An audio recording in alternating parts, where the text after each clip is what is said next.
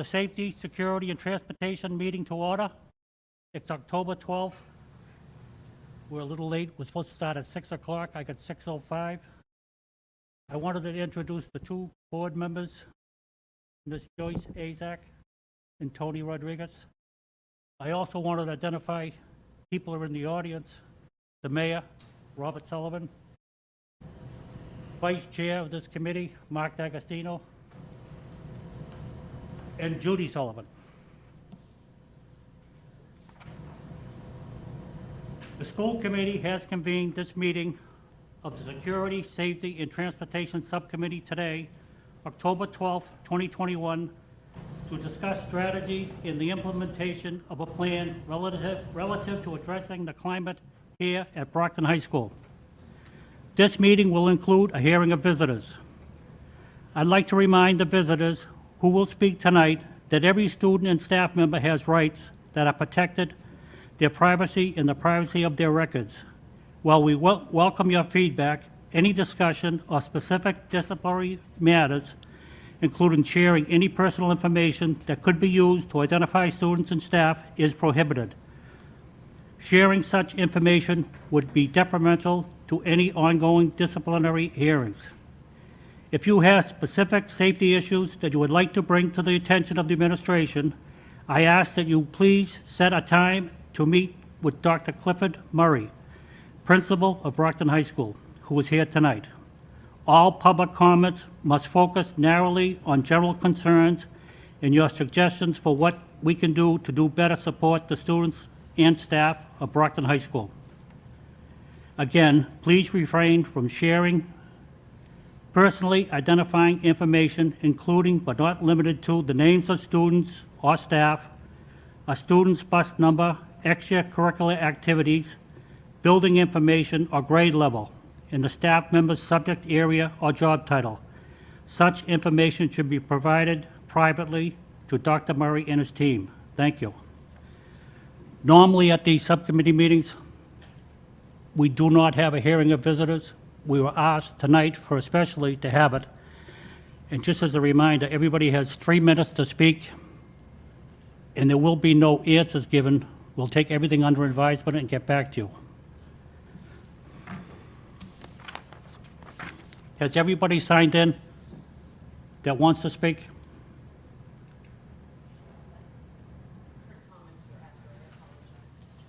What was that? I heard comments were after, so I apologize. No, you have to sign in now. Want me to put it back over there, Melinda?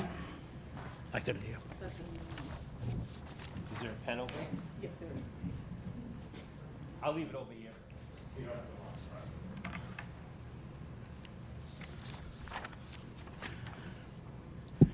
While she's signing in, I was going to read off the agenda. Item 1 is strategies, implementation, plan, and addressing school culture. Item 2, discussion of school climate issues.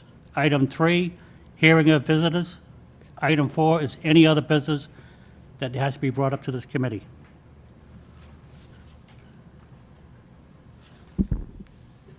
You want to take it? Yeah, we'll go right to item 1, Mr. Superintendent. All right, so first, I wanted to read this, and this was about, just to clarify why the mayor and some of the other members, Mrs. Sullivan, Mr. D'Agostino, who are also with us. Am I missing anybody else other than the mayor and Mrs. Sullivan? Yep.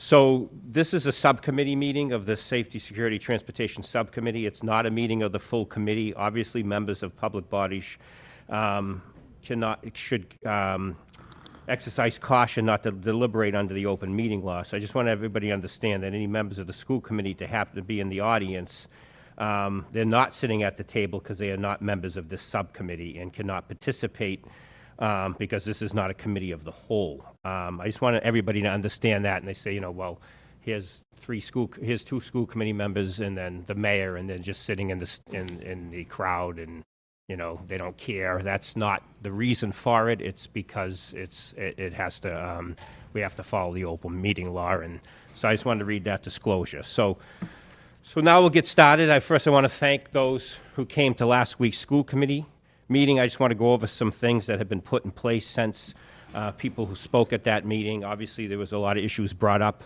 about safety and security concerns at Brockton High School. So some immediate actions that have taken place since last Tuesday's meeting is, and we heard you about the bathrooms. We have now 20 bus drivers who are now employees of the Brockton Public Schools, stationed here at the high school every day after their morning run. They're all quarried, fingerprinted, and again, they are members of the Brockton Public Schools, and they will report here every day at 9:30 after their morning run, till about 1:30 when they have to go to for their afternoon run. And there's 20 of them. We also put on an extra 6 custodians, and their job is to monitor bathrooms. They have walkie-talkies. They were supposed to start on Friday. Obviously, you know, Friday was not a usual day here at the high school, so their first day was today. They were given their instructions by Dr. Murray and the deans, and so you will see them outside of all bathrooms, and that will continue throughout the year. So that's been put into place, and again, it was important to make sure we monitored the bathrooms, obviously because of issues going on with vandalism and also with fighting. So I want to thank the custodians and also the bus drivers for being willing to do that and to do this duty, and it's very important. I also, myself, Dr. Zakowitz, were here today for most of the morning. We met with Dr. Murray and Mrs. Kopp, Associate Principal. So we've put a plan into place to create, and this is an interim position, create an assistant principal for school climate and culture. This person will start immediately. Their job is to bring pride back to the students for being proactive. This is a proactive measure. We really need to work with our students and to support them. I walked around, I noticed the behaviors. There's a lot of disrespect. There's a lot of refusal to identify themselves to adults, which causes very dangerous situations, and it's unacceptable behavior. You know, and we are, again, dealing with students who have not had a normal, if you're a 9th grader, you haven't had a normal school year since you were in the 6th grade. So, but we have a lot of work to do, and we can't help fix this unless we do it together. So a big part of that I felt was very important now that we have several adjustment counselors, several behavior 2 interventionists and mentors as well, is for someone to bring that all together, put some proactive steps in place to make sure that we're doing things ahead of time to prevent issues rather than to being reactive all the time. So I want to introduce Mr. Gary Gillato. If you can come to the microphone, please.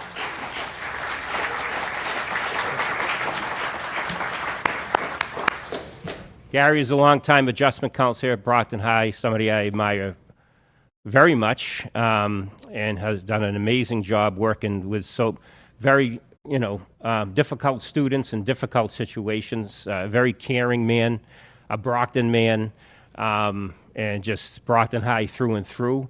Gary and I spoke last week. We spoke over the weekend, and someone again that spent 10 years working here.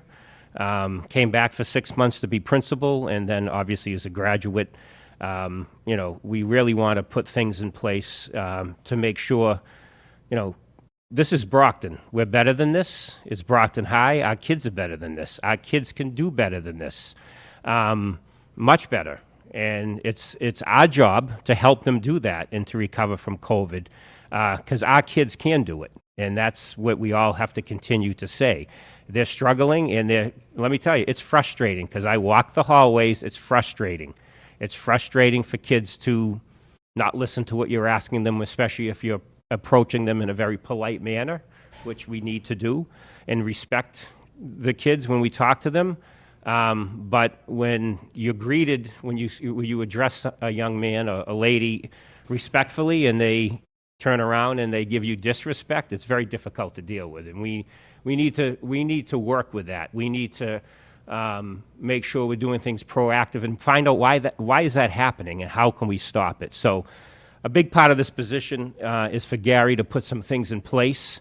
to work with, again, the adjustment counselors, our behavior interventionists, our mentors, and also with our deans, assistant deans, and Dr. Murray and Mrs. Kopp, to really do some proactive things, some small assemblies, working with our younger students, letting them know what is acceptable behavior. This is what you need to do when you enter Brockton High School. You need to be proud to be a Brockton boxer, and this is how you have to treat the school, and this is how we have to treat each other with respect. So, again, that's number 3 on our focus areas is positive relationships. So, Gary, if you can just introduce yourself and tell us a little bit about your background, how long you've been with us, and then some thoughts you had and we discussed today. Should be on. You can take it right out of there, too. All right, good evening. Can you hear me? All right, good evening, everyone. My name is Gary Gillato, and I've been a school adjustment counselor for the district for the past, 20 years. When I first started, I studied at the Kennedy School, East Junior High, and I used to float a lot, around the city between different schools. I remember those days. And when I first started at the Kennedy School, it was on September 11, 2001. So that was baptism to fire, for me, my first day at the job. And we have this big, crisis here. And with Jeannie Lange and the late Brian Wogan, we kind of put our resources together on my first day at the job to address, the emotional impact of 9/11 on our students and our staff. And that's when my journey started with the Brockton Public School. Since then, I've been working with different administration, different schools throughout the district. For 4 years, I worked in the middle school, the elementary school. Then for the past 16 years, I've been at Brockton High School as a school adjustment counselor. I live in the community. I love the Brockton community. My kids went to Brockton High, graduated from Brockton High School. My youngest son, he's a freshman at Brockton High in the Green Building. And he's very excited to be a BHS student, a BHS freshman. And it's my desire, my belief that he's going to do well. I believe in what we do at Brockton High School. I believe in what we do in the district. And I believe that we have enough expertise, all those people sitting here with years of experience and expertise. It's a matter of putting our resources, our heads together. I believe that we can turn this situation around. We've been there before. And for years, I think Brockton High has been, number one schools, right? Not only in the state of Massachusetts, but also throughout the country. So we've been there. We're going to some critical time now. Those days are unprecedented times, very difficult time following, we're still living the pandemic, and the impact of the pandemic on our students and our staff as well. It's, we can't really measure that, and I think it's going to take years before we get past that stage. So some of what we're seeing at Brockton High, I think those are ramifications of those past 2 years, and kids are really struggling to readjust and reacclimate themselves to the day-to-day routine of being a high school student. Think about the number of students we have, over 4,000 kids, 4,200 kids in a building after 2 years of virtual learning. I don't have anything against virtual learning, but I'm going to be honest with you. It wasn't the best situation, but we didn't have any choice. And I think the district tried the best that it could to educate our kids in such a difficult time. Now they're coming back to BHS. And a lot of what we're seeing, I would say it's trauma reactive behaviors, though. Those kids are bringing a lot of stuff, a lot of traumatic experiences and events into the school, into the classroom every day. So we have a lot of school adjustment. This year we want to thank Superintendent Thomas for adding 4 more school adjustment counselors to our team. We have the behavioral interventionists as well. So the plan is to coordinate, our effort so we can give our students and our staff the clinical and behavioral response needed so we can turn this situation around. And I believe that we can do that. So I'm excited about the opportunity to serve my district, to serve my school. And I'm a boxer, and I think we are ready for the fight, and we will prevail. Thank you.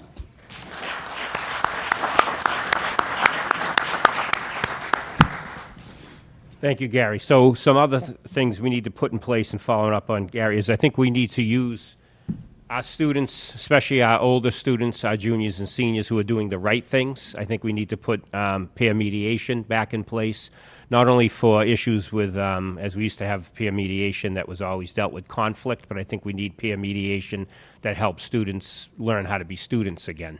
And I think that's key and something that Gary is going to work on putting back in place. We used to also have grade 9 success at Brockton High assemblies. We didn't do these all at once. We didn't do all 9th graders in the auditorium all at once. We did these through their English classes, where there'd be about 3 or 4 English classes together here in the little theater. The deans, the principal, the assistant deans would meet, would talk to them about, expected behaviors. We would talk to them about how to be successful students and study habits. We will do those again, but I think we have to do them not only just for freshmen, we need to do them for our sophomores as well, and probably some of our juniors. Again, a lot of our students, if you look at our sophomores, they haven't had a normal school year since the 7th grade. So those things we will put back in place right away. But I think, again, we need to use our students that are doing the right things, our strong students who are mentors, to work with our other students. And again, I'm excited about the BHS Excellence Team. I'm glad that the attendance of that, as the participation in that has grown, so we're willing to support all who applied. And I'm looking forward to the suggestions they come up with as we move forward and as that team meets. So we're really looking forward to that. And then some longer-term recommendations that we're going to discuss, and I'll have this discussion with Kim Gibson, and we'll discuss this with teams of people here at the high school. We really need to think about putting back our homeroom period, which was lost several years ago when the schedule changed from a 5-period to a 6-period day.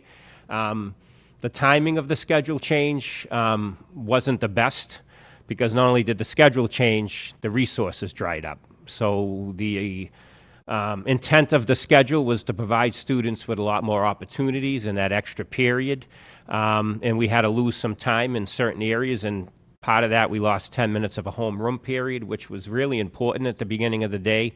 Again, I was here for 10 years, 3 years as a department head, 3 as an assistant dean, then 3 years as a dean, and then I came back as principal. And that homeroom period was very important to help settle the school, settle business, talk to kids.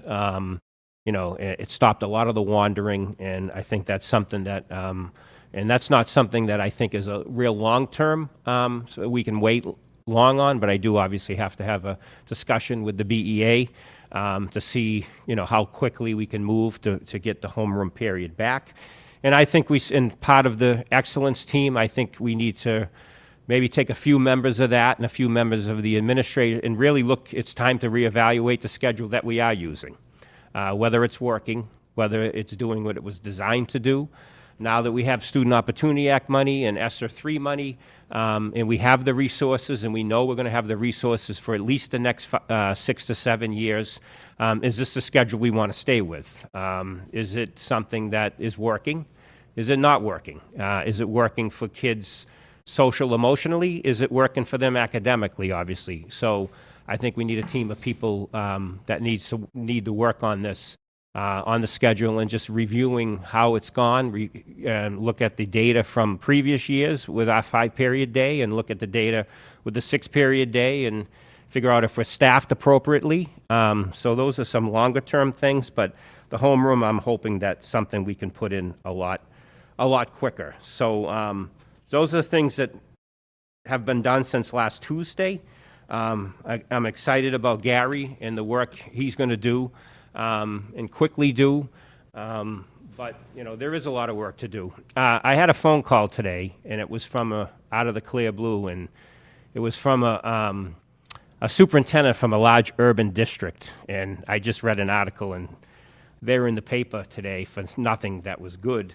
And I won't let you know what the district's name is out of respect for that superintendent, but she called me and she said, I'm sorry what I heard about Friday. I saw you on the news, and she says, I would like to connect with you and my high school principal because I'm talking to you and it's 9:30 and I've already had 4 fights at my high school.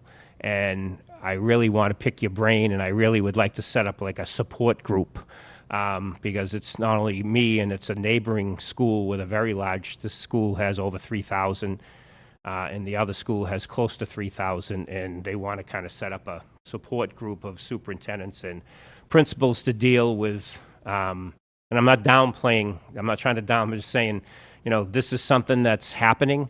It's not acceptable, but we all have to deal with it. We all have to share best practices. And I told this person, and we're going to connect, Dr. Murray will connect with their principal, and I'll connect with the other superintendents and see some things that they're doing that we might be able to put in place.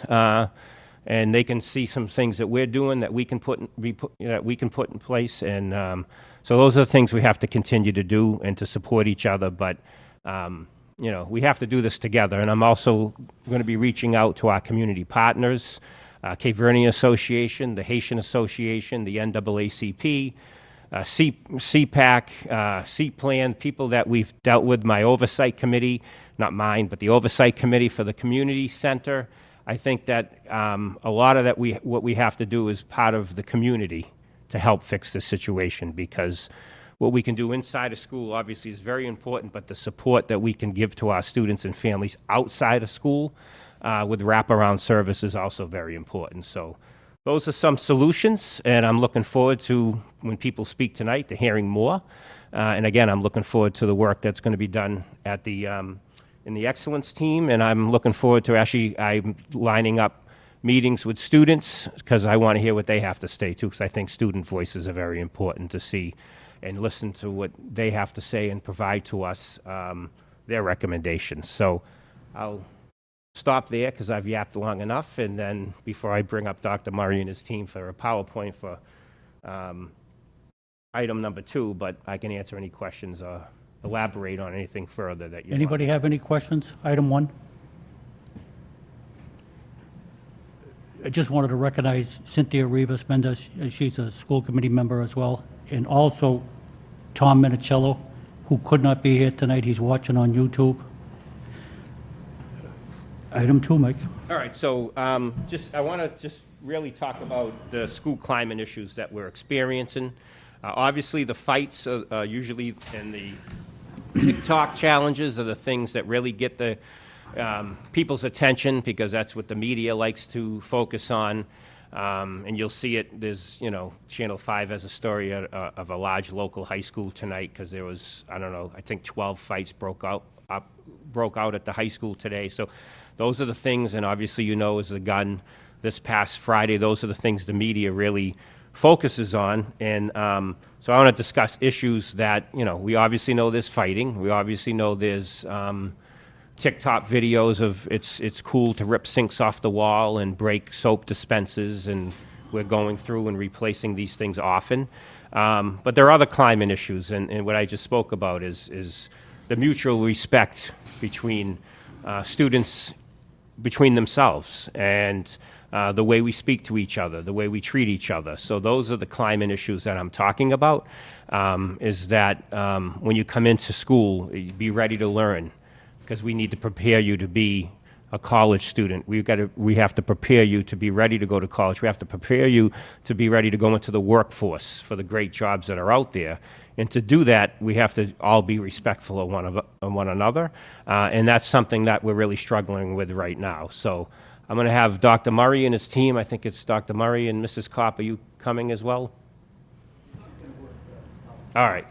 So they have a presentation just on some incidents that they've been dealing with, some things that have, given you just a perspective over the last few years of different issues that are dealt with at the House offices. So I'll have Dr. Murray go through that. You'll run the presentation. I'll get out of the way.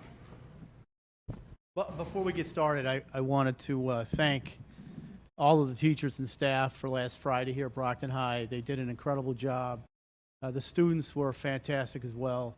We had support from the mayor's office, the superintendent, the school committee, Chief Gomes, the school police. It was really very impressive especially in light of what our Brockton police had gone through the evening before with the shooting of their officer. So I just wanted to express my thanks to everybody, especially the staff, because it was a very nerve-wracking event. And of course, we can train and prepare for those things, but when it actually happens, it's very different. The other thing is, I acknowledge and recognize that we have a lot of work to do at Brockton High. I don't think anybody seated here to my left would say anything other than that. The data that we're about to look at, it is very, very difficult when you see two students that get into a physical altercation. It rips your heart apart. So any time one of those incidents occur, it's a serious thing. And we certainly aren't going to hide or put anything under the rug. But I do think that we should also note that we have over 4,000, about 4,500 people here on a daily basis. And we have thousands and thousands and thousands of students that are doing the right thing. And we have teachers that are right there with them, giving them quality instruction and working with them every day. So we clearly have issues and we have things that we have to address, and we're not going to hide from that. But I also don't want to paint a picture that we have a building full of students that don't care about each other and about school and about Brockton High. So we put together some information for you. This is a snapshot we used, obviously not last year, but 3 years before, and then this year for some of the behaviors or some of the things that we're dealing with, and also things that folks might have questions about. So the first one is disrespectful behavior or disruptive behavior. We quantified, we put a bunch of different things together. These are all coded. It's off of a computer. The disrespectful behavior was profanity, obscene language, backtalk, willful disobedience, or an obscene gesture. And then you see the disruptive behavior is failure to comply, classroom disruption, or insubordination. And that's when you're asked to do a specific task and you fail to comply. So those give you kind of an idea of where we are in just the beginning of this academic year compared to 3 others, not last year, of course, up to last Thursday. Class cuts. This is a very telling graph, in our opinion. I think Mr. Gillato spoke to the tragic impact that COVID-19 had on the psychology of some of our students with regards to going to school and attending class. And it's quite evident in this graph that we have a lot of work to do with the social emotional well-being of our students. We talk about endurance and stamina, and I think that this is indicative of that. We've also changed some of our policies with regards to auto-fail, which I'm not inclined to think is as impactful. I'm sure it has a bit of an impact, but I think really the emotional toll of the pandemic is very evident in this. The students, it's hard and it's not easy, and we see that in their behaviors, and we also see that in their attendance at class. Wandering, this is something, again, to the superintendent's point.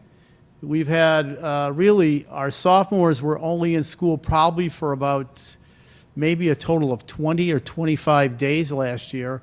The building itself probably only had about 1,000 to 1,200 people in it. And, you know, we have folks that are out, they're ill, or they're at personal days, they have other commitments. We can't get subs, and so what we end up having is students who are required to head to a cafeteria, and you know, half of the building hasn't really been here, and so I think the wandering is another indicator of students who are kind of struggling with a return to school, and also with the size of the building and the fact that when we don't have that kind of coverage, they need to go to a cafeteria. We put this in because, again, I'm not trying to place blame on the pandemic, but you can see that the vaping, smoking-related incidents, which typically take place in the restrooms, are pretty consistent with the exception of the 1920 year. It is clearly an issue.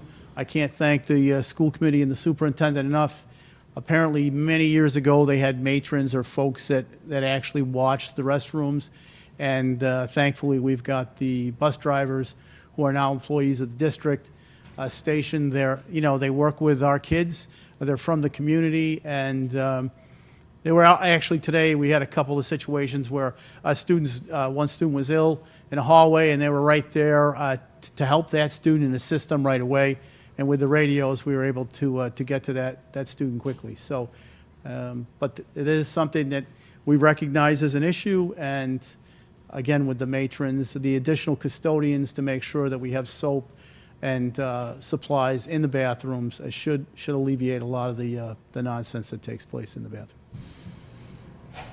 Total events, you can see that the dramatic increase from 1920. I think a lot of that is cuts. You figure we had about 3,500 additional cuts from 1920, so that really is, I believe, a big factor. An event could be tardies, you know, virtually anything that we code for as a disciplinary issue would be in total events. So, again, I think the wandering, the cutting a class, big factors in the dramatic increase in total events.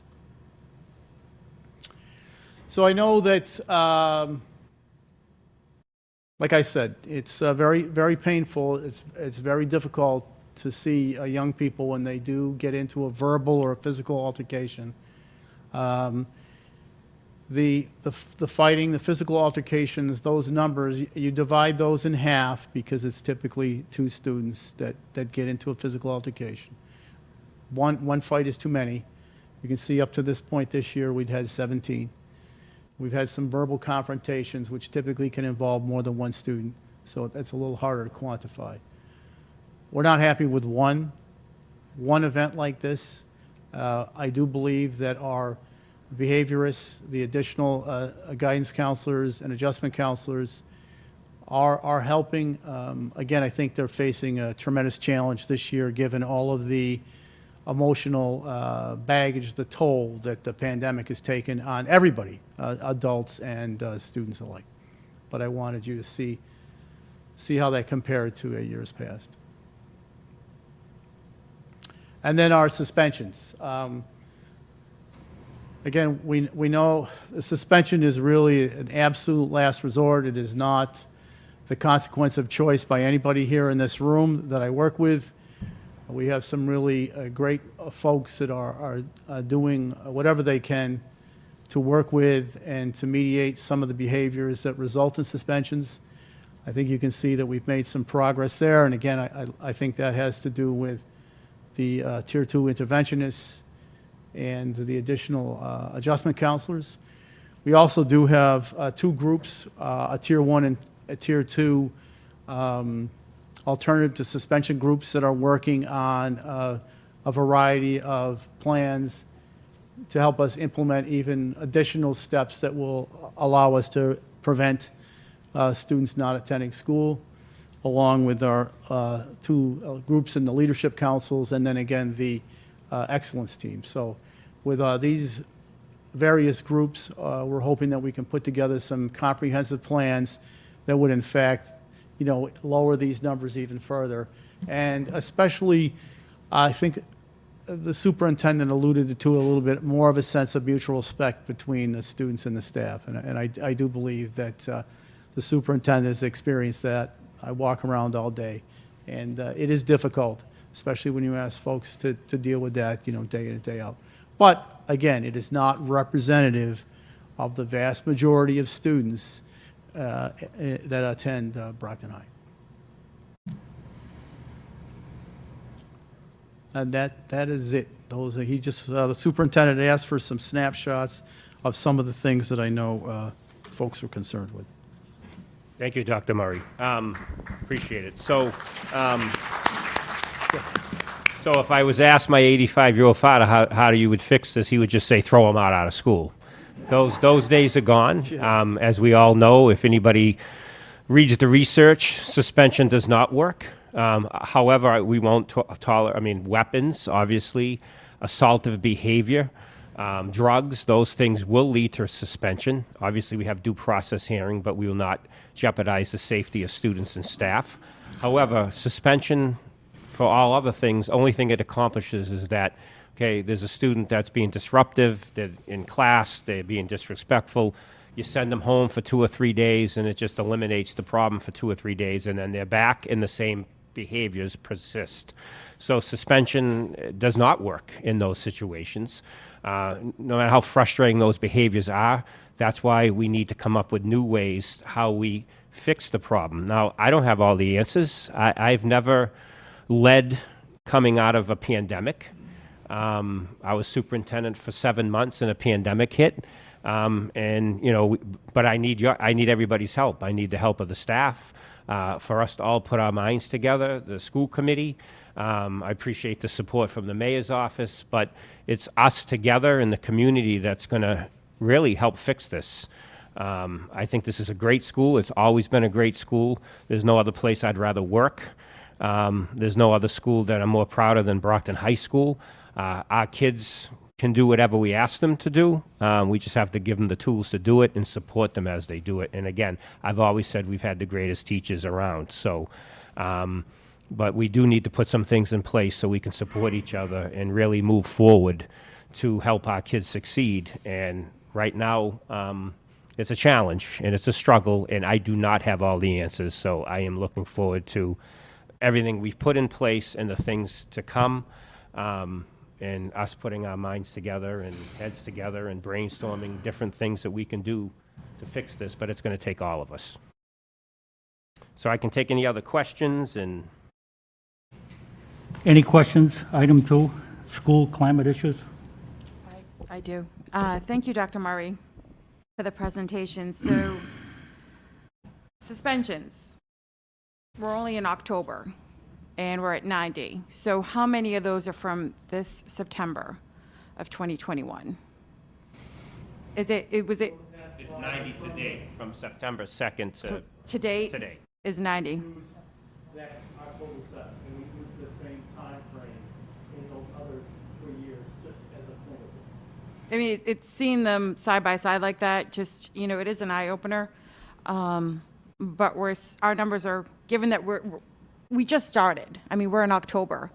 So what we're doing here tonight, hopefully we can get control of everything and all work together to keep those numbers low.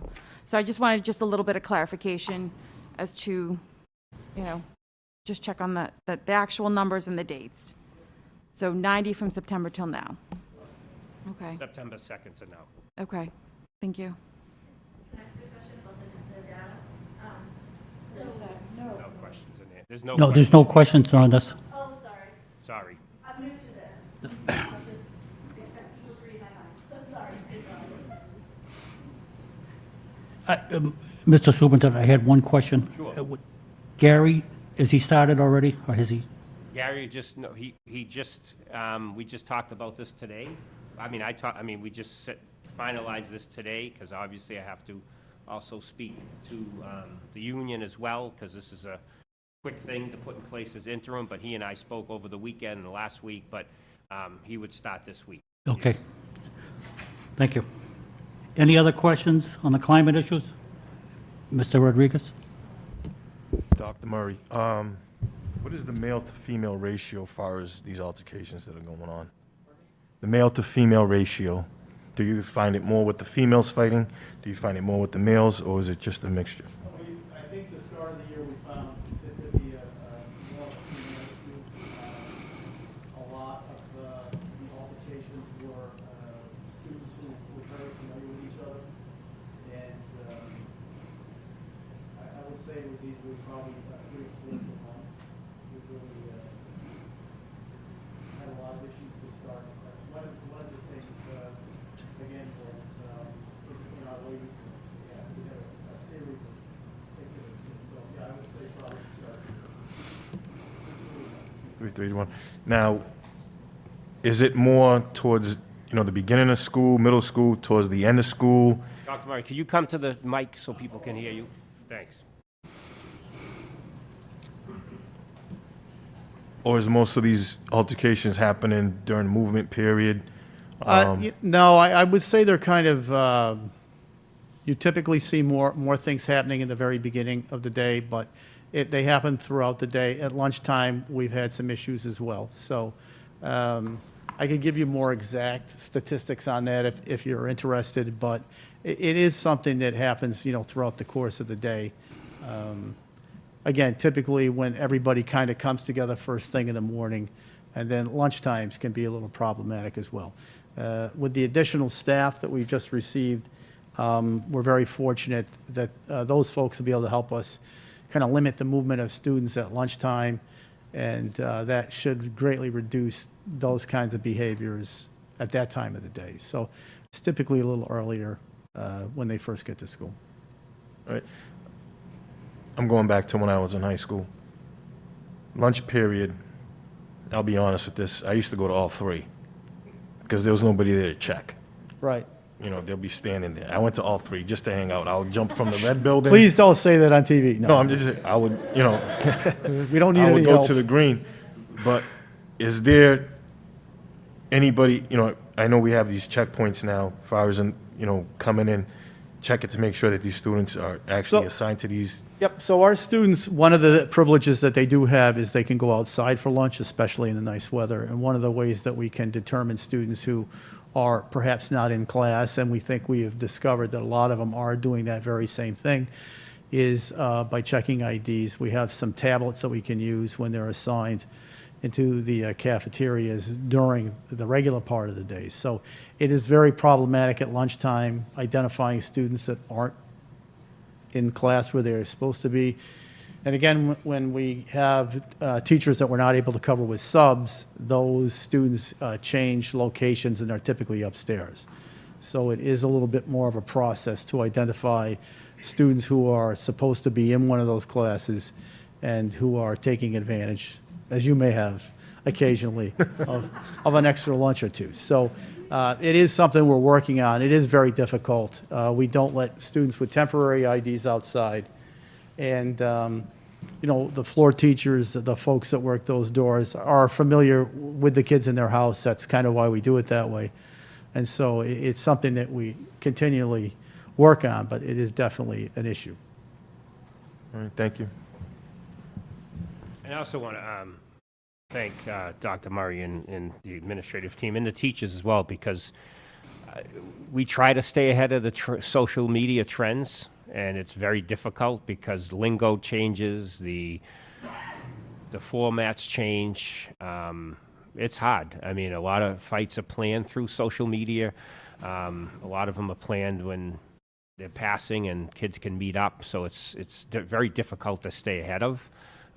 So we encourage, parents to let us know if they see anything on social media that their children or there's somebody that has been something that was sent. If they could let us know, it's very difficult to stay ahead of the social media stuff, and we'll continue to do our best. And but that's something that doesn't make things easier when fights are being planned and as some stuff is being put on TikTok that there's going to be a boxing match at Burger King, those kind. Usually those are dupes. They want us to all go to Burger King, and then the fight happens at McDonald's or Taco Bell, or so those are the kind of things we're running into now. So those are very difficult as well. But just a little plug, if we have plenty of permanent substitute jobs that come with benefits, so anybody out there that wants to be a permanent sub, you don't have to wait to be called. You would come to the school and you would work every day. The pay is good. You would get health benefits, and we would love to have you.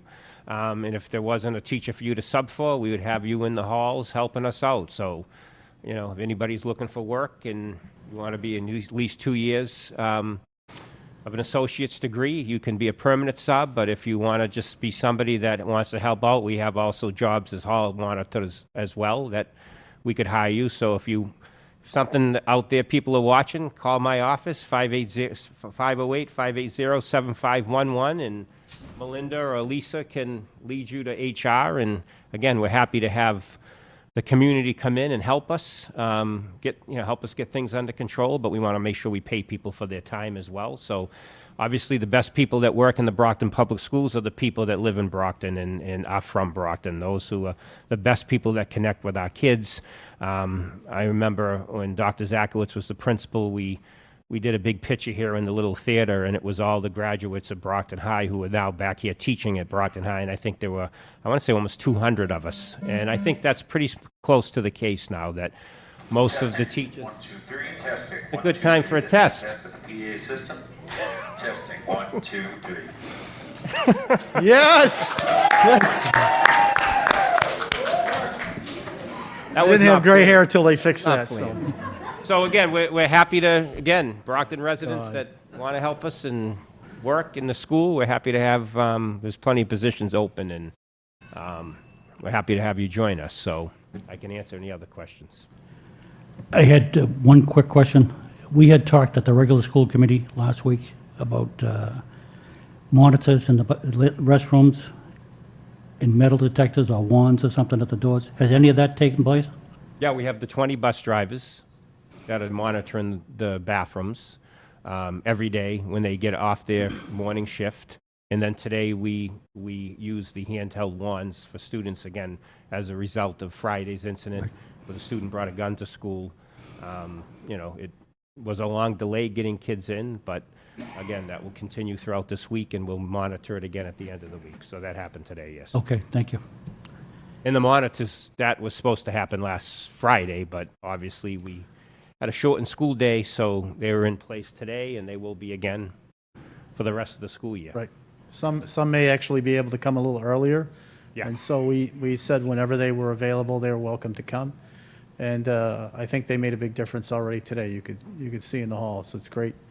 They're stationed by every one of the restrooms. We were able to position folks in some other areas of the building that tend to be places where students will find their way to that they don't really belong. And so we're very, very positive about their contribution to security and safety, and really making the bathrooms. We took, that was one of the things that was hard to hear last week. And so, we want to get that fixed, so I think. Thank you. Thank you. Nice job. Any other questions on the climate issues, Brockton High? Item 3, hearing of visitors. You have yours, Sully? I have a few of them. I don't have them all. Oh, those are the extra ones. Yes, I think these folks came. Okay, thank you. It's just a reminder, everybody has 3 minutes to speak, so get to your point as quick as you can. Melinda is going to be monitoring the time behind me. They did, I think. I got it. And I think Evelise. And please excuse me if I pronounce your name wrong. I'm just going to grab, I just have one more person that needed to sign in. Okay. So did we get the other two? Let me take that one.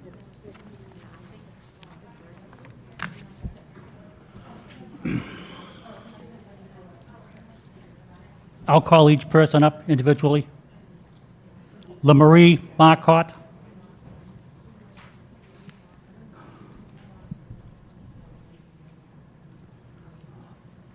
Did I say that name right? No, it is Marie Marcotte. Okay, sorry. It's all right. Good evening. I am Marie Marcotte, and I am a senior at Brockton High School. As a student who has gone to BHS for now 4 years, this year I can say has been the most bizarre.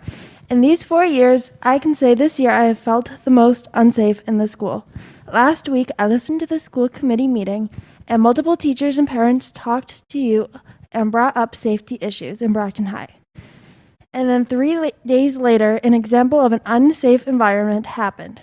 I could describe in depth examples in how I have felt unsafe in this school, but many have tried before, and I feel it would fall onto deaf ears.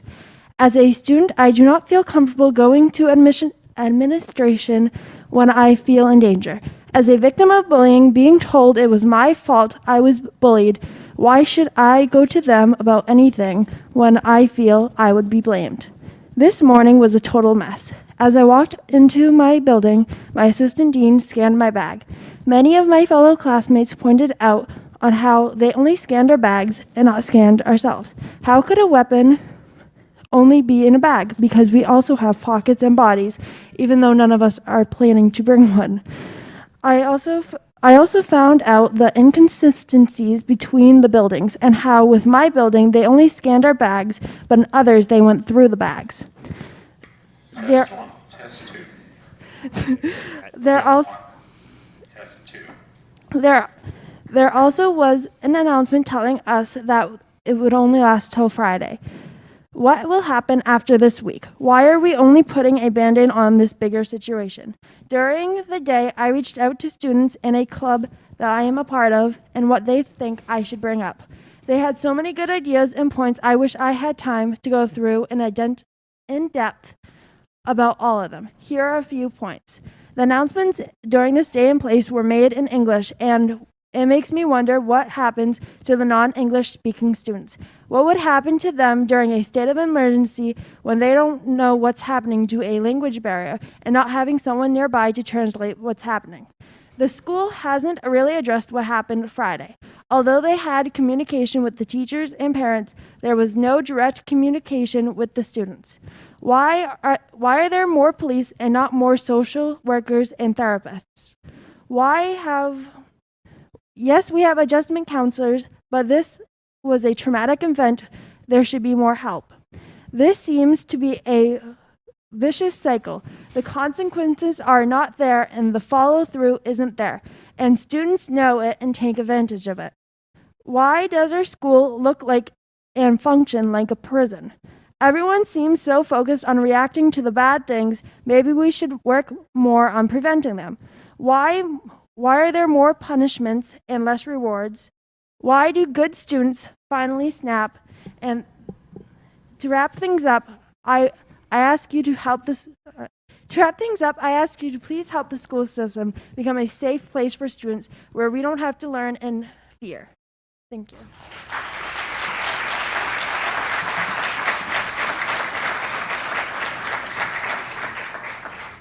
Thank you. We'll take it under advisement. Number 2, Martha Forrester.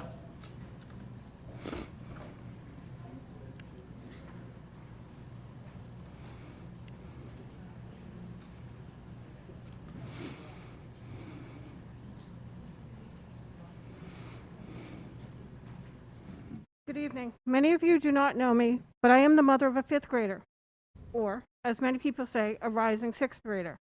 My concerns become what happens after today. Can we work with the younger students now to stop tomorrow? I have a husband who just retired after 37 years as a cop. I know these things. This is when you talk to the kids, not tomorrow, not in 4 years when they come to Brockton High or wherever they may go. And we all know some are going to be around Rhonda. I get that. I care about my child and the student she's with now. How can we prevent this? And how can we prevent it from being more of just a gun in a bag? That's another concern. It could be in a pocket. It could be in a hip. It could be in a sock. It could be in a shirt. It could be in somebody else's bag, and when you go to the restroom, thanks, you talk about privileges outside. If you didn't find it then, you could find it later, and we can pass it on. So I guess I just want to think ahead of the game now for those kids who are coming in, not just the students in the school today. What about the rest of them in the school system?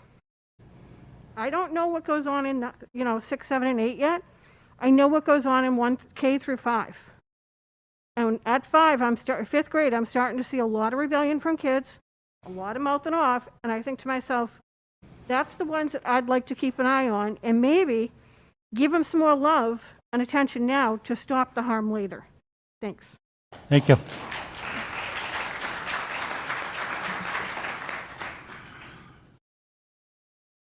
Euclides M. Gonzalez.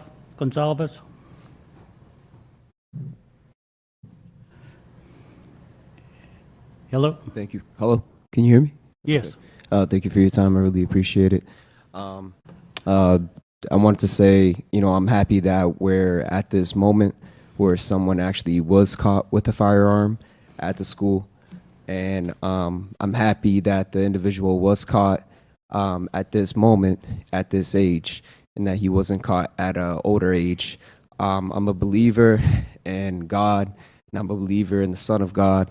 I'm Christian, and it says, discipline a child when he is young, and when he is older, he will not turn away from it, or teach him in the ways of the Lord when he's young, and when he's older, he will not depart away from it.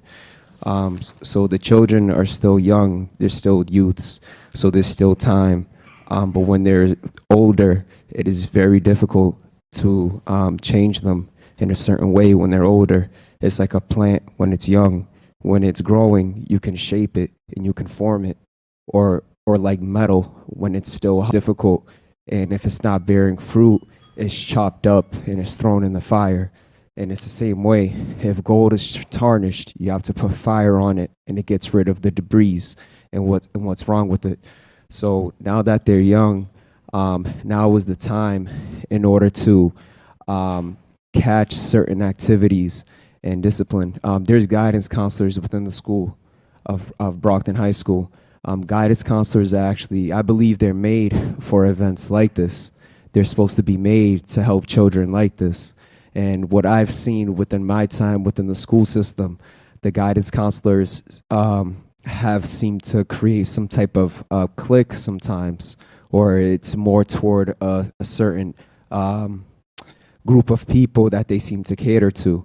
But a guidance counselor is exactly what it states. It's a guidance counselor. You can shape the plant into where it needs to go. There's also different resources like safe corners that can be utilized, but several people can't fall through the gap. There's lots of resources and lots of people that want to help. I've reached out to different organizations to volunteer. I'm here to volunteer at any given time, and I have not been reached out by any organization within the city. There has to be, and I don't get paid $80,000 or $100,000 a year. So I'm here right now, even saying that I'm willing to volunteer. So I just wanted to state that, and this did come after a murder and a shooting, whether it's ethnic gang related or whether it's a white supremacist related event. Things do need to be addressed. There's violence on all spectrums, both, so I think people do need to watch out for the racism that occurs within the school at a certain age and address those issues, because that can develop and turn into something very violent in the future. So that's what I really wanted to talk about. And we need to build a culture of peace within Brockton. Peace, God is peace. Yerushalom, even New Yerushalom, is the teaching of peace. But the city prides itself in teaching of war and violence. There's a giant statue of a heavyweight champion boxer. We just talked about fights within the school. I think there needs to be lots of teaching of peace and what peace is, and having peace with one another. Shaking hands with one another. Peace is the key. I believe God is peace. Thank you.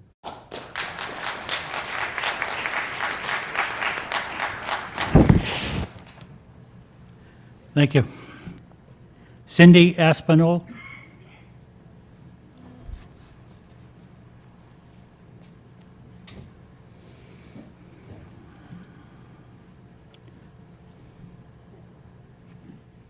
Hi, I'm Cindy Espania.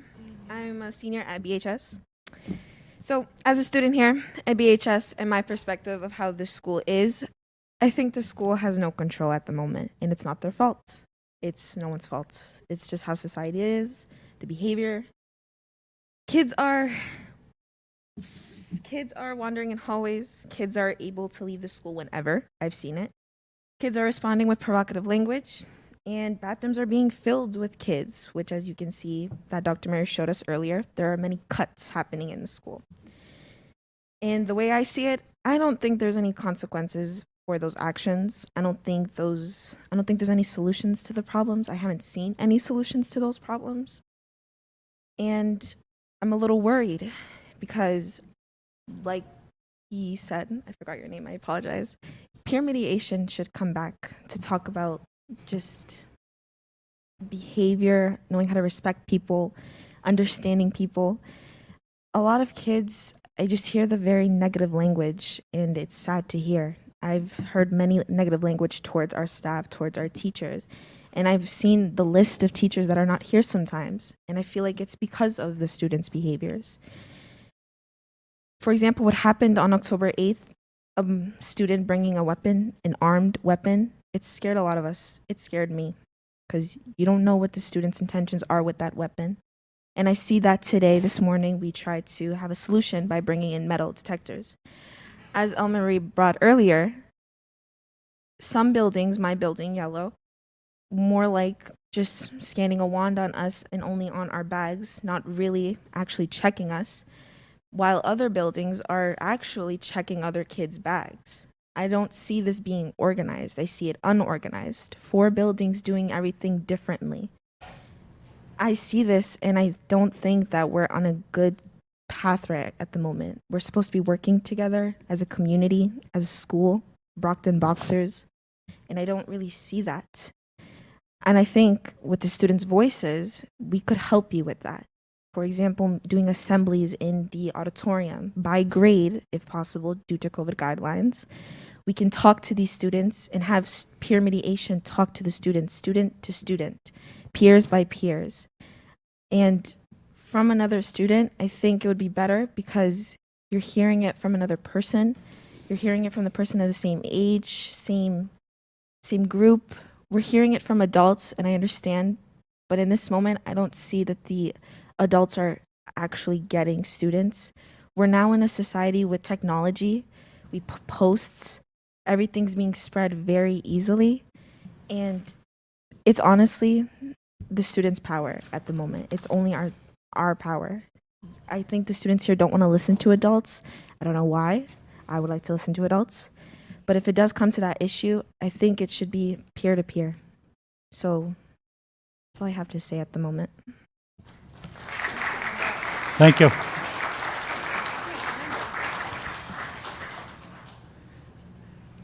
Next up is Andrew Gomes.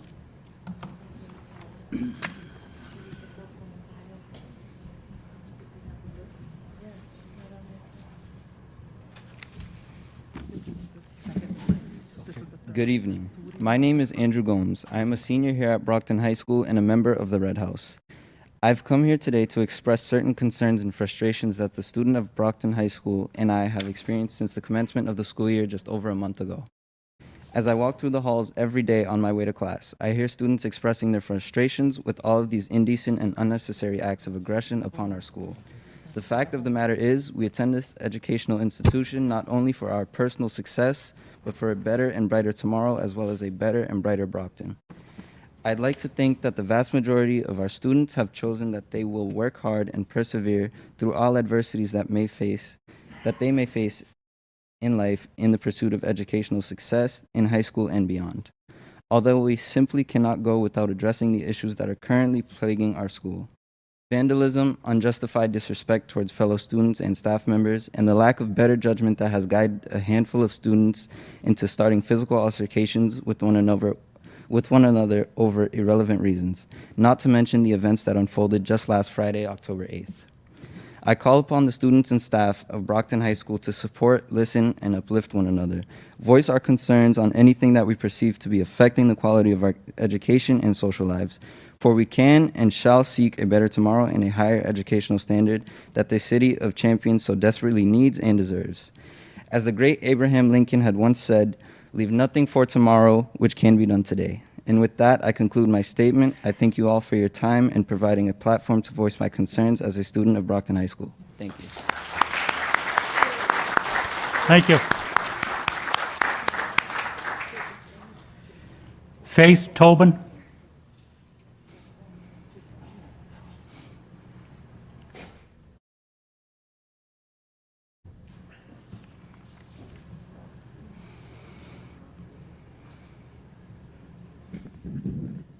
I will not be as eloquent as those young people. Half of my speech is going to be about a parent, myself as a parent and half as a teacher. I need you to understand how heartbreaking it is for the parents to see their kids in this environment. When we know that kids in Easton and kids in Brockton High 10 years ago and kids in Newton don't deal with this. I walk through the school and I see all of my son's friends, some of them who have been in my life since they were like in elementary school, all my Angelo School neighborhood and all my neighborhood and my church's kids' friends and all my friends' kids. And I see them and they all have this look on their face. Like, why am I here? Like, scared, not sure what just not feeling like they need to be feeling. And I need to tell you, it's heartbreaking. I literally had to go into a closet because I was on my duty during the not lockdown, stay in place, and I literally broke down crying for 5 minutes. Not because I was actually, I knew the police had it under control, I knew the school had it under control, but it was so heartbreaking that we have gotten to this point. So to my fellow parents, it is on us to stay on top of this. We have got to make sure that you stay on top of this because it's already gotten so far. The last thing I want to say before I switch to teacher mode, which will be a lot calmer, is I don't want you to just use the pandemic as an excuse. We all know that there were problems before the pandemic. So just remember that, because if we want to make long systemic changes, we need to understand the causes. Now, the teacher, and here's the suggestion. I totally applaud what we're doing with the literacy and the focus areas. I told Dr. Zach personally that I was so filled with joy to see her presentation last week. I'm really glad I stayed for it. I'm so glad we're going in that direction. It's wonderful, and it's going to make a difference. However, back in the day when that was our focus, it was assumed the environment was already taken care of and that we could focus on that. We need to focus on the environment first or it won't matter. We have to make this a learning environment. It's not a learning environment right now. We need to do that. And one suggestion that I'm going to make is that we take some PD time in the near future and do some training. We have 100 teachers in this building that have been here under the last few years that have had no literal concrete training on how to do this, how to even submit. If they have someone in their office who teaches them how to use Infinite Campus, that's when they get taught it. It's nothing formal. There's no one showing this is how you go into a bathroom. Today, it was wonderful to have the bus drivers. Some of them did it very well, but they had no training. They were literally just told to go there. You need to tell people how to do that. You need to physically show people, this is how you storm into a bathroom and get 50 kids who are way taller than you to leave. And it can't be done with one person anymore. They need to be in pairs. People need to be in pairs up here because it can't be done with one person anymore. And so that is what I would suggest. And the last thing I would say is, if anybody questions at this point that we have a problem, just come up and spend 2 hours with a floor teacher. Anyone, any building, any floor teacher, walk around with them for 2 hours, and it will all be self-evident. Thank you. Thank you.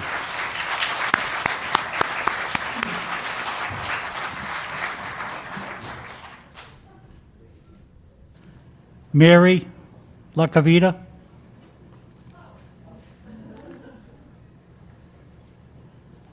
Was that close, Mary? So, this person never signed in and said she signed it. Can you see, did she sign it? My name is Mary LaCavita. I am a mother of a Brockton High freshman, one of the tippity top of the class, and I will say he's a mess right now, just like all the other kids. So I was very excited to see the new vice principal, and as he said earlier, these kids need a clinical and a behavioral response, and I could not agree more. I'm here to beg you, not for my white kid with blonde hair who's not going to get caught up in this. I'm here to beg you for the majority of the school to not fail these kids and turn it into a police state, because that's what I see happening here with the reactiveness, the metal detectors. I guess, let's see, we heard one house, they went through bags. In Azure, they stopped after about a half an hour, and my son said, They just told us to all go inside and they were done, and there were still hundreds of kids standing outside. So I don't like this police presence and this whole police state attitude that I see.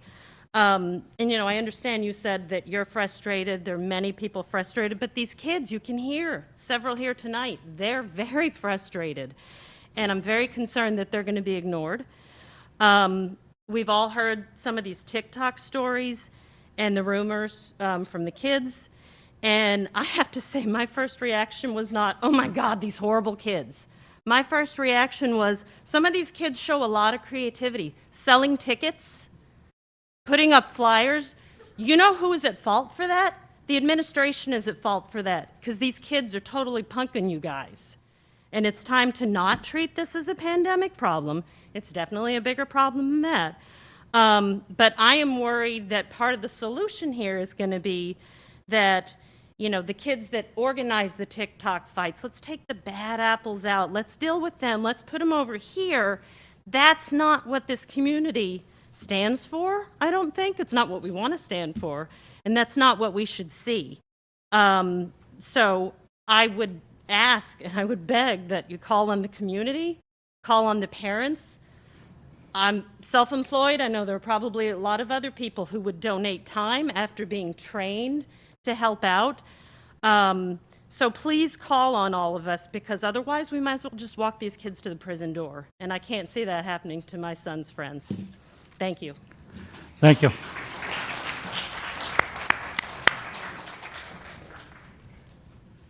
This is just a reminder, we are all here tonight for the safety and security of our staff and students, each and every one of them.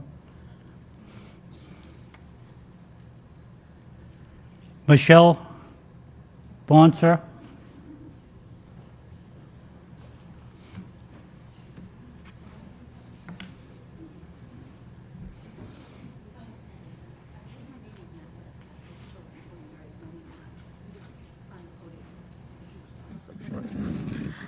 Thank you so much. My name is Michelle Bonzek. I'm a teacher in the Azure building. I wanted to come here tonight because I've been talking to a lot of students. I have teacher absence without a sub, so I'm talking with kids that whole period, and my students and former students. And I'm coming to you tonight to give you feedback from them. I also want to give a big shout out to our brave students who came up and spoke. You were beautiful.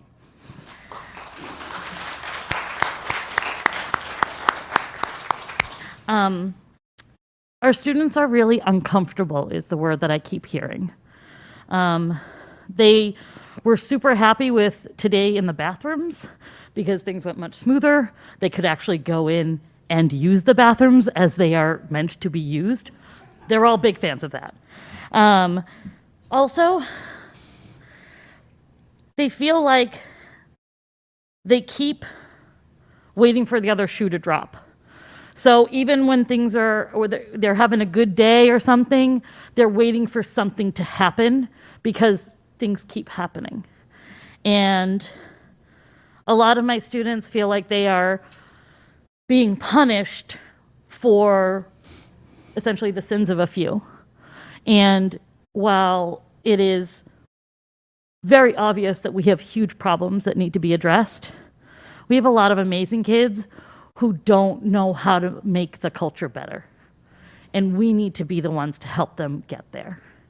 And I know that everybody in this room is here because we want better for our school. A few other things that the kids have mentioned to me. The 4 houses are acting really inconsistently and not on the same page as each other. And so it's giving the students the message that they don't know where they stand based on where they're standing in the building. And so we collectively need to work on that.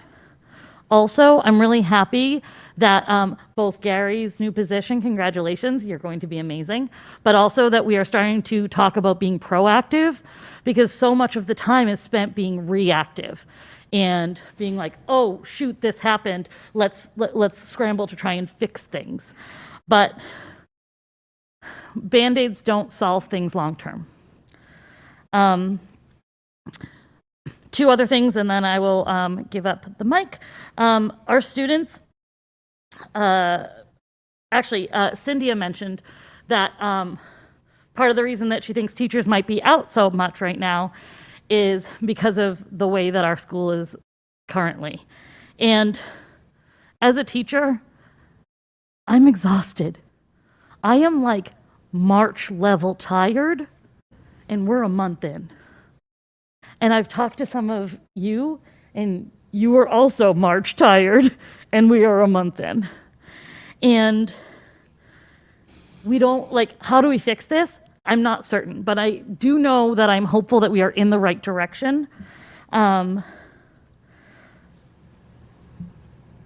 My students also need you to know that my female identifying students, I brought it up already and we talked about it a little bit, some people, but there's being sexual harassment in the hallways during passing time, especially in the one-way hallways.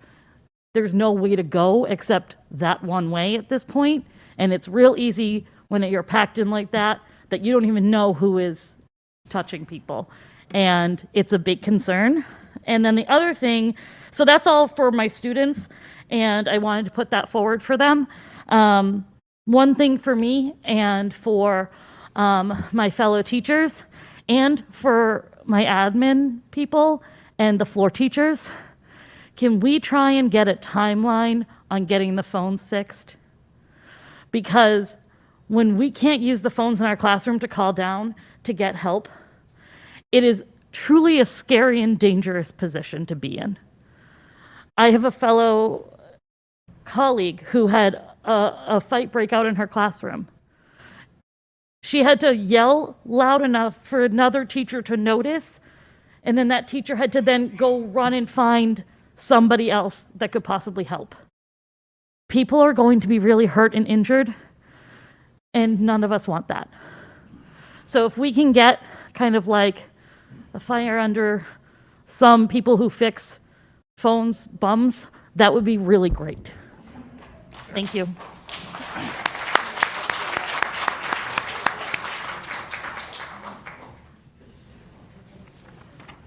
Keeley, Clark, Mills.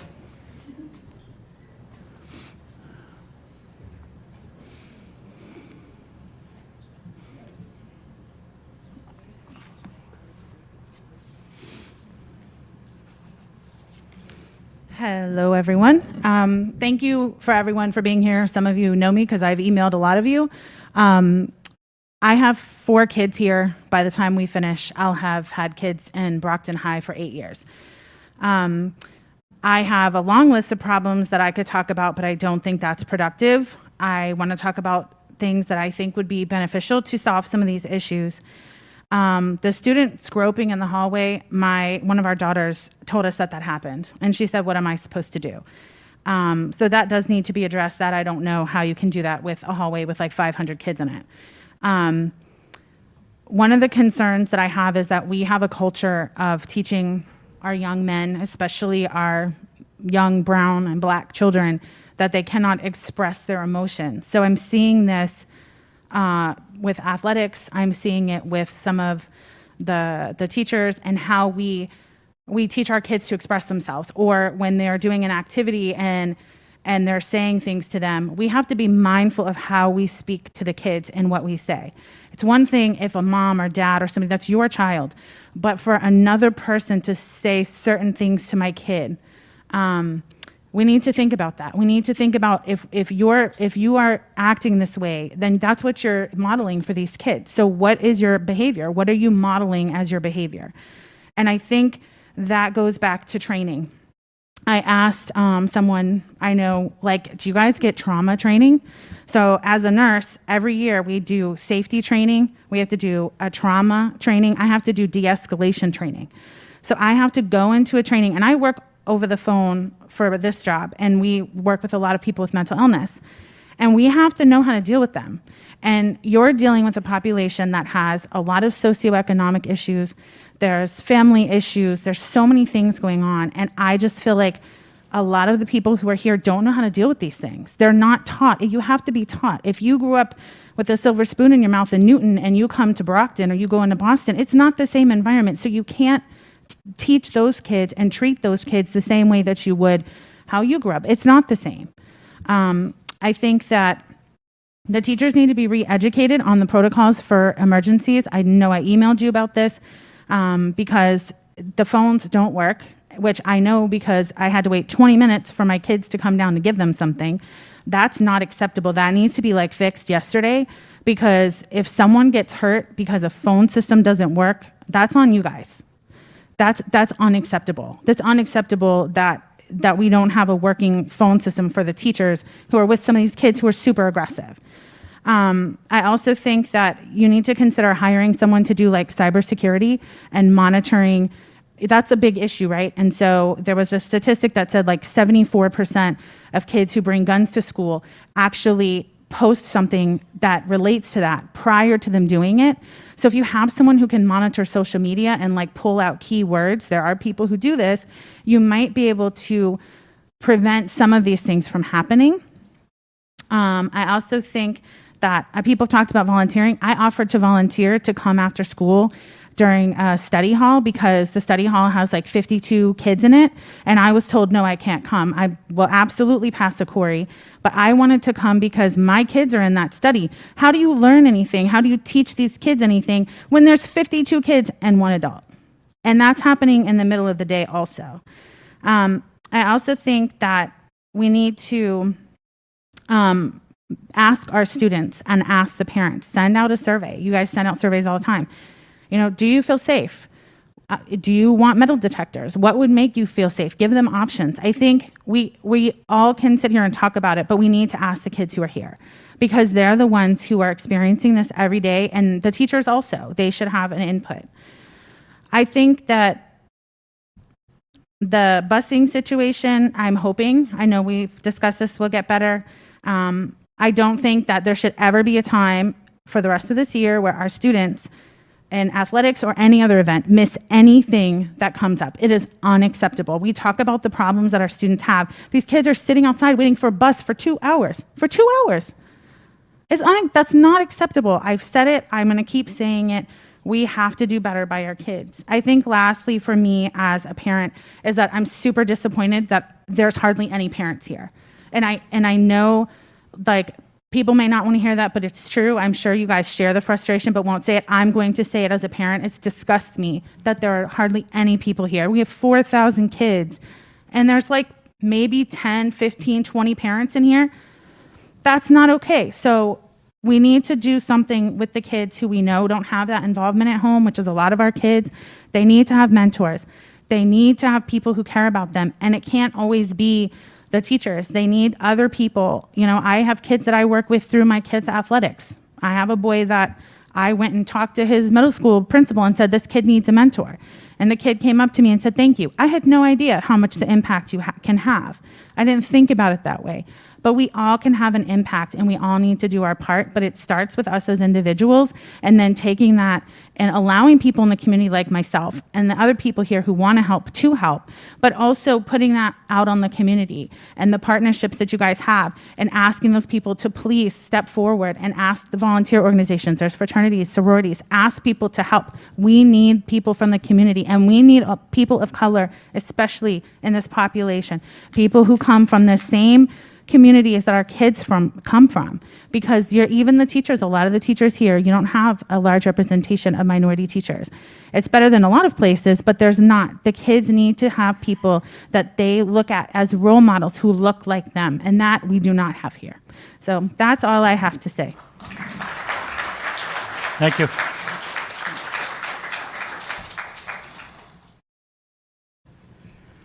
Ivelisse Corabello.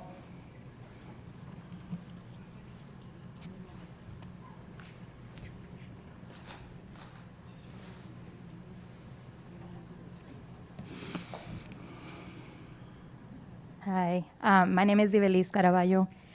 I am not only a parent of someone that just graduated last year during the pandemic, but I'm also an education advocate, and I am the chair of the Parent Advisory Council. I'm going to try to make this as brief as possible. So first, I'd like to thank you, Mike Thomas, for all of the restorative justice practices and other policies that you want to implement and that you're working very hard on. I recognize that. What I do feel, however, is that not all of the staff are on board with upholding those policies and practices. So I'd love to see a process in place that would hold all teachers accountable for upholding those practices. And I apologize for all of those teachers that don't fall under that category. I also want to commend everyone who spoke before me, not only for their courage, but for being able to articulate things so clearly. Even the one that said that she wouldn't be as articulate, but that did lovely, right? So first, what I want to bring up is that we want to take a look at all of the factors that contribute into our child's society. We want to see all of what they're up against. So first, I don't want to insult anyone's intelligence here, but I just want to be clear. What makes their society? Home and family, first and foremost. Religion, education, politics, media, and economy. So I'm going to try to tap into all of these as briefly as possible. First of all, we got to look at the students of color, which are the majority of the student body here in Brockton. So, by the way, side note, I think it's important for us to not call them minorities because it has a negative connotation to it, and they are not the minority here. So that's one thing. They don't have a sense of self. Like it was mentioned before, there's not enough representation. And studies have shown that when a child connects to their teacher, that they perform better academically. Now, can a child connect to a teacher of another race? Absolutely. But because of the class sizes and the nature of the work, there's no opportunity for a teacher to really build the meaningful relationships to be able to connect with the students in this manner. So the first thing they see is image. They also have a loss of sense of self because they live in a society where they're often being reminded of their deficits and never of their excellence. Even when they are misbehaving, there are great qualities that we're missing. If a child, for example, is selling candy at the school, yeah, is that against policy? Absolutely. But what we need to do is let that child know all of the things all the great qualities that he has or he or she has because of this. So it's an entrepreneurship spirit. There's leadership skills. There's a lot, marketing skills. There's so many skills. Us as adults need to redirect and guide them and let them know of their excellence as well and tell them, unfortunately, there are practices or there are policies in place where, there are channels you have to go through in order to do this the right way. That's just one example. I'm pretty sure that everyone here is smart enough to understand what I'm saying. Our children are often being told that they're worthless. Let's look at the media. Let's look at TV, radio, social media. They're often being told that they're worthless, and they're not represented in the schools, and they're often suffering through punitive practices as opposed to restorative practices. What this does is it produces a self-fulfilling prophecy. If you tell somebody they're dumb long enough, eventually they believe that that's who they are. So the other thing I want to say is there's really little outlets for them here in Brockton. I want to look at outside factors that kind of contribute to what they're going through. They don't really have a lot of opportunities for jobs, but they also lack entertainment. For us as adults, we have outlets, whether it be we go out to drinks with our friends or we go away for the weekend, whatever, we have outlets. What outlets do they have here in Brockton? They don't have movies, they don't have skating rinks, they don't have arcades, they don't have anything that's easily accessible for them. So what else are they going to do? I heard from a student, and I will keep their name anonymous. A lot of the students sell drugs because there is nothing else for them to do or no other way for them to get money. We have to look at these outside factors. I agree with Gary. This is a collective effort, but it's beyond the school, right? It's also politics. Let's also look at the poverty. We know that we live in a low-income economy here in Brockton. We also know that poverty equals higher crime rates. So we have to look at how can we create more opportunities to increase the poverty level here in Brockton. Sorry. Yes. Now, sociology teaches us that we all have a hierarchy of needs in order for us to feel self-fulfillment. A sense of belonging is like the third one into the pyramid. And so if they're missing that, we can't continue to try to beat to get blood from a stone. We can't. We have to address some of the other basic essential needs before we try to get there. What's another thing I wanted to bring up? I'm sorry, I lost my place, but I think I made my point. Thank you all so very much for listening to me. Thank you.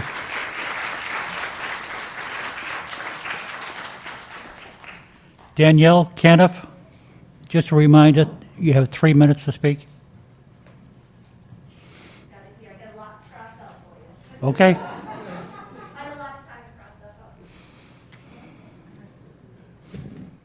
So thank you. Really, it's very unfortunate. It's really, I 100% agree with Faith. It is completely heartbreaking that we're here. And really, our standards are too low. They're too low. We have many excuses for the decline in student behavior. And when I'm speaking of this, I'm not talking about now. We've had this low standard for student behavior for years before the pandemic. And the pandemic really has brought this out, what many teachers have been saying for years, that they need support from administration. Like, we can't control what's happening in students' lives. We can't, but we can control our expectations for their behavior when they're with us in our school, and we can create a school climate and culture that has high-level standards. That doesn't mean that we neglect their social emotional learning. That doesn't mean that we can't be compassionate and caring. But our standards, it's a joke. It's embarrassing. It's truly embarrassing. And it's not because teachers don't care. It's not because administrators don't care. Standards, raise them. And the children will meet us. They will meet our expectations. But there's so many excuses. It's maddening. The excuses, they're maddening. We understand, that we have all of these factors that have been very negatively impacting society, but it's not new. These have been city issues and city problems for years. We raised the bar years ago at Brockton High. It declined. We set the bar higher. We meet it. We're not crawling to the finish anymore. We need to sprint to the finish because we lost the race. It's done. We lost it. So now we've got to get it back. It's just, it's terrible. If you talk to any teachers, that at Brockton High, they're going to tell you the verbal abuse and defiance that they face on a daily basis, it's demoralizing. You don't want to come to work when you're being respectful with students and they're not compliant. I'm sorry, socioeconomic status doesn't have anything to do with your lack of respect. You can be respectful. You can do that. It's just so many, we recognize the complexity of the problems. The teachers in Brockton, at Brockton High School, they are the eyes and ears of the school. They're going to tell you what's going on. Take a look. Take a look at the teachers who have taken sabbatical. Give them a call. See why they're not here. See where they went. Where did they go? Where are these teachers that left the district, after 1 or 2 years? Call them up. If they're still in teaching, ask them, how it's going in their new district, because I have a feeling they're going to have a lot more to say now that they are established in a new job. But we can't be afraid, and we must have higher standards for our school, for behavior. We're at the bottom. We're at the bottom, and it's embarrassing. And people who have options to leave the city and send their kids elsewhere, we've been waiting. We've just been waiting for the tide to turn. We're still invested. I'm still in the community. My kids are still going to sports. They're still going to church. We're doing all these things. You know what?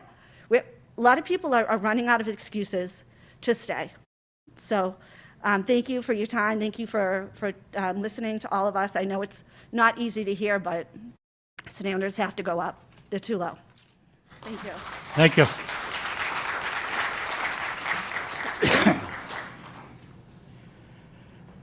That concludes that. I had 10 people on the list. That's concluded. Yeah, go ahead. You have 3 minutes. What's your name? All right, so I'm a parent. I'm a student graduate from Brockton High, 2009, right? Thank you, everybody, right? A lot of teachers, Mr. Thomas was my assistant housemaster, right? You know, I don't want to have to suspend you, but I got to, right? He changed my life. Dr. Zach as well, and everybody else that's in this room, right? So we can't look at the bad that comes out of this place. And I feel that's what we're looking at right now, right? When a dog does something wrong, we look at that dog, we give him discipline, right? You go to your cage. After a while, he comes back out after 3 minutes because we feel bad, right? You got to look at these key items, right? We look at right now, where are we right now? What's next? Accountability. This is around the world, right? But what can we do locally here now, right? Building jobs, right? I've talked to the mayor tons of times. You know, great plans on jobs. That's how we get things going for these children. Brockton After Dark, DARE, great, right? Those things that help me. Boys and Girls Club, YMCA. There are things out there, outlets for these children to do. Instead, we give them phones. I can't find my phone at 30. You know what I mean? Like, I don't care about my cell phone anymore, right? So we can't use it as excuses to why we can't engage in our children's lives. We can't engage in the teachers' lives and what's going on. My guidance counselor, I'll never forget her, Miss Alves. She helped me a lot. When I was upset in class, because I always wanted to go to her, I was very upset. I talk to her and I get back out there and I'm ready to go, right? But we can't sit there. We stand here. We look at the problem. We got to figure out what's next, right? We got to be, proactive and be on top of it. And if safety is the thing, then we look at safety, right? Making sure the bathrooms are where they need to be, then we look at that as well, right? Because everything costs money. We may talk about soap dispensers, but those are expensive. I work in a restaurant. They're very expensive, right? So, everything matters, And I think that's the biggest point with the children. They want to matter too, right? When I was here, we created a buddy system, right? Brockton Buddies, with special needs. That made an impact. That changed lives. I'll never forget a girl in my 6th grade class. Her name's Michelle. She communicated me through a machine. She was in a wheelchair. She changed my life, all right? So, at the end of the day, was it a tragic? Yes. Did I get a phone call to say my daughter would be late because the bus won't be there? Yes. Did I panic? No. Reason why I didn't, because I know you guys do your jobs, right? I knew you got in there, did what you needed to do, and de-escalate the situation. That's why I didn't panic.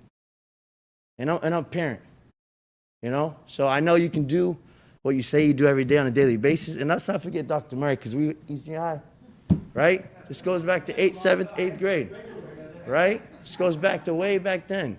So we got to look at these situations as what's the next step, for us as parents, teachers, right? Higher level, anywhere. We're all human at the end of the day. Take the titles away, those mean nothing. At the end of the day, we can walk down the street and be civilians, right? And it's all about the love and the passion. We got to bring that back, I moved to Atlanta for 10 months. I bet you everyone in Atlanta knew I was from Brockton, not Boston. I'm from Brockton, Massachusetts, right?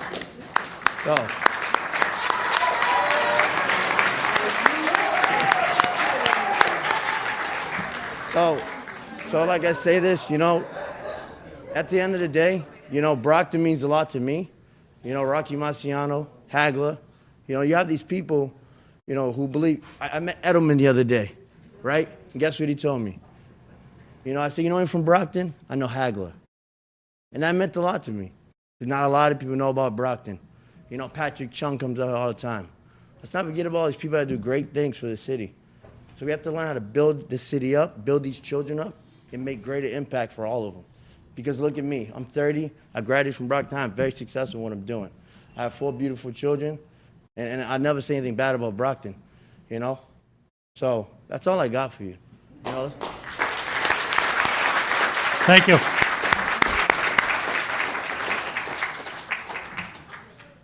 Now we have 11 visitors. I'm not looking for any more. We have 11. We'll take it all under advisement. Item 4, any other business to come before this board?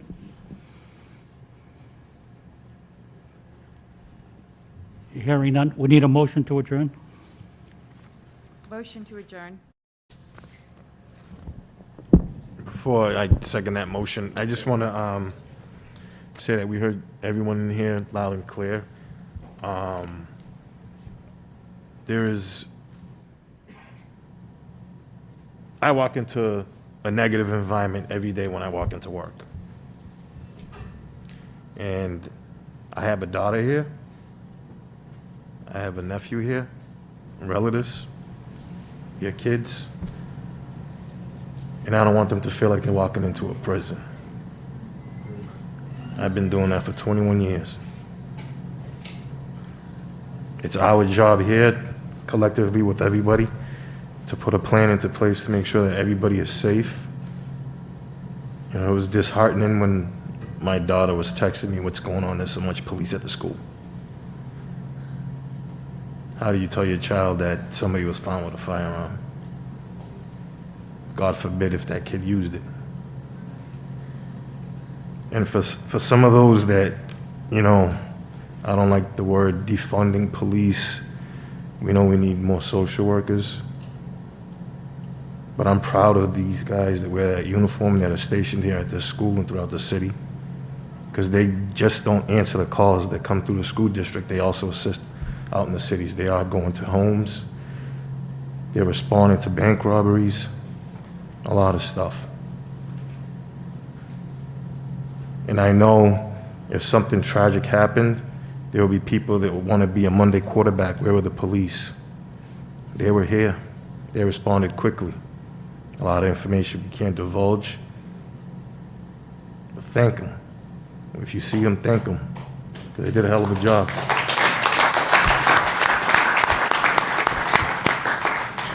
Thank you. We still need a second, Tony. Second. A motion has been made and properly seconded. All in favor? Meeting's adjourned. Thank you.